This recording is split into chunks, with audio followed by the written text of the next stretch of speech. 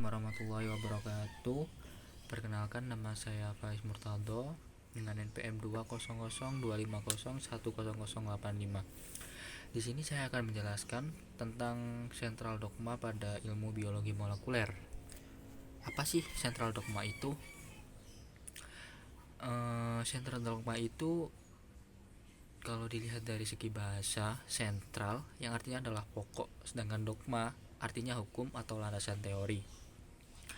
Nah, sedangkan makna atau pengertian sendiri dari sentral dogma ialah sebuah konsep teori atau hukum dasar yang menjelaskan tentang alur perubahan materi genetika dari DNA, yaitu deoksiribonukleik acid, menjadi RNA, ribonukleik acid.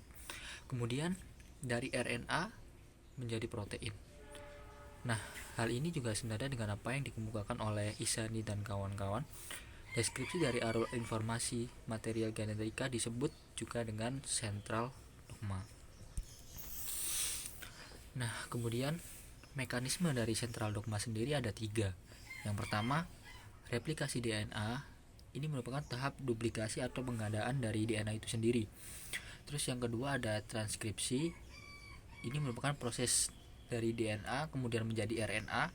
Dan yang terakhir ada translasi, proses di mana RNA kemudian menjadi protein. Nah, proses transkripsi merupakan tahap di mana DNA dikopi untuk menghasilkan rantai RNA, sedangkan proses translasi merupakan proses RNA dikonversi menjadi rantai asam amino. Ini berdasarkan dari apa yang dikemukakan oleh Ihsani 3K tahun 2020. Nah, ini merupakan gambar proses atau mekanisme dari sentral dogma itu sendiri. Dilihat dari paling atas ada DNA dengan 2 double helix dengan 2 untaian. Nah, itu terjadi setelah adanya replikasi DNA. Kemudian setelah adanya replikasi DNA dilanjutkan dengan proses transkripsi, di mana DNA diubah menjadi RNA.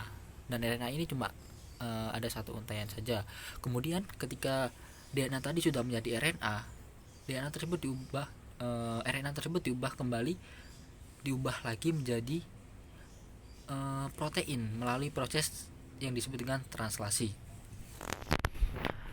Nah, apa sih definisi dari proses-proses tersebut? Yang pertama ada replikasi DNA. Replikasi DNA sendiri merupakan proses ini terjadi pada fase sintesis atau saat interfase di mana sel akan terjadi pembelahan. Fungsi utama dari replikasi adalah untuk menggantikan sel yang tua dengan sel yang baru dan segar. Selain itu, replikasi juga berperan dalam penurunan sifat dari orang tua ke anaknya. Ada 3 jenis teori dari replikasi DNA. Ada teori konservatif, teori semi konservatif, dan teori dispersif. Di antara 3 teori model replikasi tersebut, yang diakui adalah teori semi konservatif, di mana menyatakan dalam mekanisme replikasi DNA, kedua untai DNA atau polinukleotida berpisah dan masing-masing membuat untai polinukleotida baru sebagai pelengkapnya.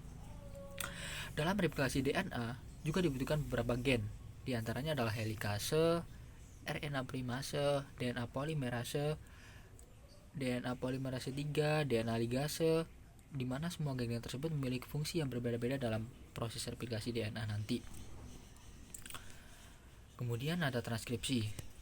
Transkripsi merupakan proses ketika materi genetik DNA yang sudah terreplikasi berubah menjadi RNA. Proses transkripsi ini terjadi di dalam inti sel. Dalam prosesnya sendiri, terjadi sintesis RNA pada suatu cetakan DNA dengan melibatkan enzim RNA polimerase. Ada 3 tahapan dalam proses transkripsi DNA ini. Yang pertama, ada tahap inisiasi di mana RNA polirase menempel pada untai DNA. Kemudian ada elongasi untai RNA di mana terjadi pemanjangan RNA dengan arah 5 derajat menuju 3 derajat. Kemudian yang terakhir ada terminasi, yaitu tempat berakhirnya transkripsi pada sekuens DNA. Pada proses ini terjadi pelepasan RNA polimerase dari rantai antisense DNA. Kemudian yang terakhir adalah translasi. Translasi merupakan proses sintesis RNA dari RNA menjadi protein dengan bantuan ribosom. Pada makhluk hidup eukariot, proses ini terjadi di RE atau retikulum endoplasma. Sedangkan pada makhluk hidup prokariot, Proses ini terjadi di sitoplasma. Tidak semua RNA dapat disintesis menjadi protein. Salah satu jenis RNA tersebut yang tidak dapat ditranslasi adalah mRNA atau RNA messenger. Nah, ini daftar pustaka dari Ihsan dan kawan-kawan tahun 2020 pada jurnalnya yang berjudul Klasifikasi DNA Mikroarray menggunakan Principal Component Analysis atau PCA dan Artificial Neural Network atau ANNet. Jurnal Teknik ITS. Thanks for watching. Sekian dan terima kasih. Wassalamualaikum warahmatullahi wabarakatuh.